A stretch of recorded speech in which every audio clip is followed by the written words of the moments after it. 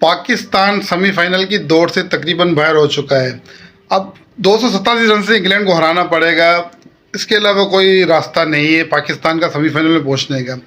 यहाँ एक वसीम अकरम ने मशवरा दिया है पाकिस्तानी टीम को, या तो इस मशवरे पर अमल करके पाकिस्तानी टीम सेमीफाइनल में पहुंच सकती है, या फिर 1894 में एक वाक़या पेश आया था, वो सेम इसी तरीके से था और उसके अंदर जो मामला हुआ था उस पर अमल करके पाकिस्तान सेमीफाइनल में पहुंच सकता है। और एक तीसरा भी रास्ता है जो मैं आपको बताऊंगा तीनों। वसीम अकरम ने पाकिस्तानी टीम को ये मशवरा दिया है कि पहली बैटिंग करे 300 साढ़े 300 रन बनाकर, जब इंग्लैंड की बैटिंग आए तो उनके ड्रेसिंग रूम को बाहर से कुंडी लगा दे, क्योंकि 2 मिनट में एक बैट्समैन टाइम आउट हो जाएगा और इस हिसाब से 10 बैट्समैनों को आउट होने में सिर्फ 20 मिनट लगेंगे और 20 मिनट में पाकिस्तान जीत जाएगा अच्छे मार्जिन से और पाकिस्तान सेमीफाइनल में पहुंच जाएगा। ये तो दिया था वसीम अकरम ने मशवरा।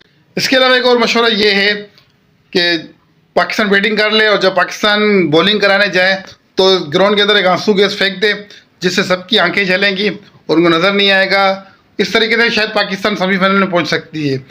और तीसरा ये है कि 1894 में विक्टोरिया और ऑस्ट्रेलिया का मैच था।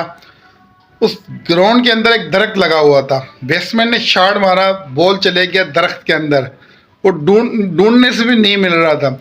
इस दौरान जो बैट्समैन है वो लगा हुआ था, रन ले ही रहा था। उसने एक गेंद पर 287 रन बना लिए। तो ये मुमकिन है कि एक गेंद पर भी 287 रन बन चुके हैं क्रिकेट की तारीख के में।